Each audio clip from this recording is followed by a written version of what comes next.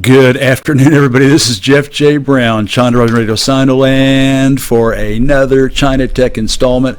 This one's interesting and kind of funny, and so I hope Americans can take the joke. Recently, a Chinese teacher who works at Amherst College in Massachusetts got lost in some forests outside of Amherst. And she was lost for 50 hours because she couldn't find a darn mobile telephone signal.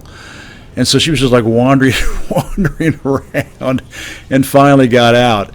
She innocently put on her WeChat account, which is like WhatsApp in China. She put on her WeChat account, I can't believe I was lost for 50 hours. And and I couldn't believe that in the United States they didn't have any phone service out here. And of course, everybody in China went totally viral, and people were going, "The United States doesn't have phone service everywhere."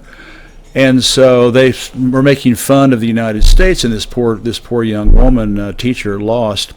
But it's true. There are vast areas of the United States that are just completely without coverage. It's a real city versus rural divide. And of course, the for-profit phone companies in the United States don't want to put towers out there because they can't make any money.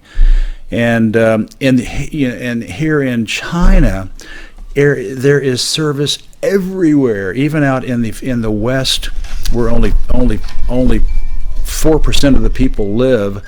And when I was traveling for my first book, 44 Days Backpacking in China, there were places where I thought I was the last man on earth. I mean, it was like bumfuck nowhere, and I at least had 2G, which means I could make a phone call and send a text message.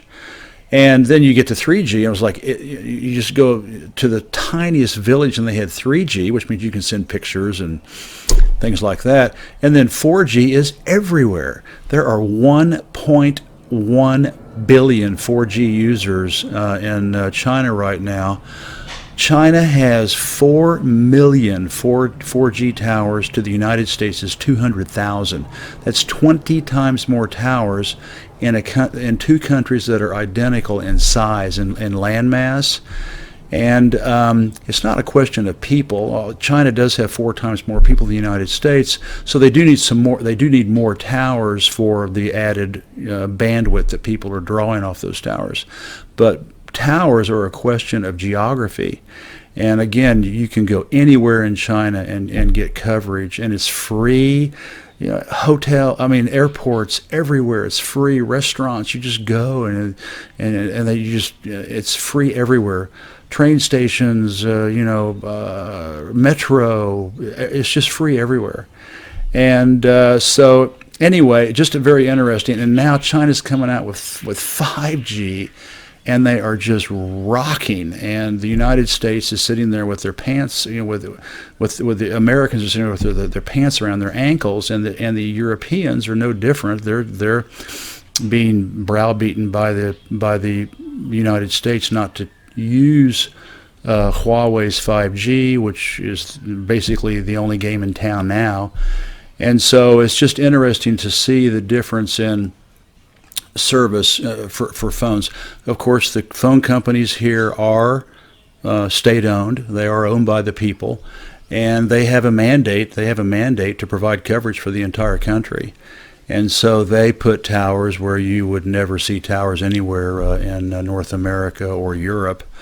Anyway, just an interesting story, and there will be a lot more installments about 5G and telephones, mobile phones, and now 6G. They're coming out with 6G now. It makes for very, very interesting news and how the United States and the rest of the world are dealing with it. Jeff J. Brown signing out. Bye-bye.